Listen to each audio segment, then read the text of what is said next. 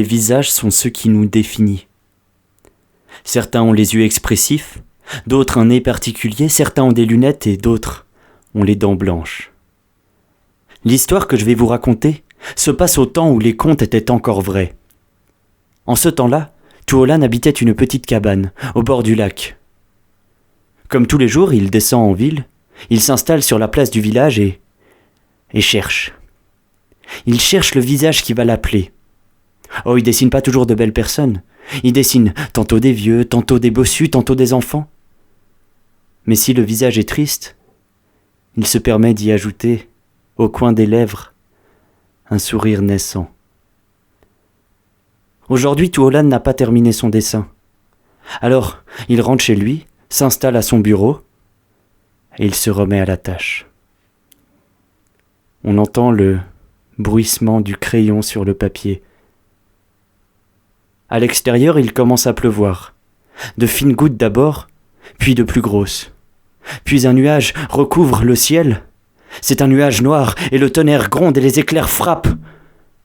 Et de ce nuage naît une cape. Et au sommet de cette cape, une capuche. Et dans cette capuche, un visage blanc, osseux. La mort frappe à la porte. On entend un tabouret qui grince sur le sol, puis les pas du vieillard.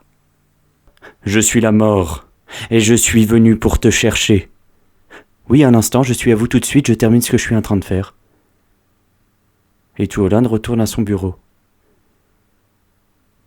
La mort est intriguée par cette réaction. En général, quand elle vient chez les gens et qu'elle dit « Je suis la mort et je suis venu pour te chercher », les gens crient, les gens supplient, mais personne ne lui répond « Oui, je suis à vous tout de suite, je termine ce que j'étais en train de faire. » On entend le bruissement du crayon sur le papier et la mort observe. Elle observe ce dos courbé sur son dessin. Elle s'approche, silencieusement, se penche par-dessus l'épaule de Tuolan et elle découvre son dessin. C'est un jeune garçon. Les yeux pétillants, les joues creuses et un sourire au bout des lèvres. La mort est bouleversée par cette vision, alors elle retourne au royaume des cieux.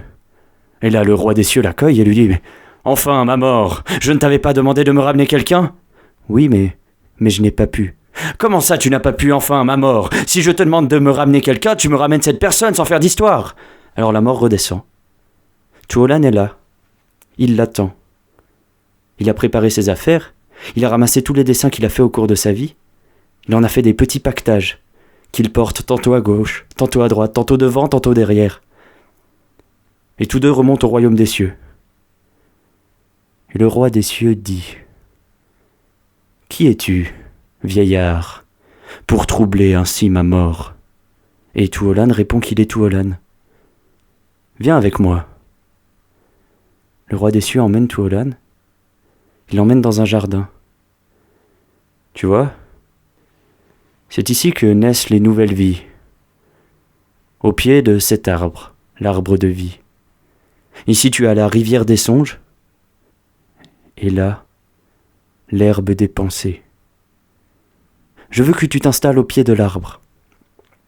Tu disposeras autour de toi tous tes dessins, et quand une nouvelle vie naîtra, tu piocheras. Un nez par-ci, un œil par-là, des lunettes ici. Alors si vous n'êtes pas satisfait de votre visage, dites-vous que Tuolan aura fait de son mieux.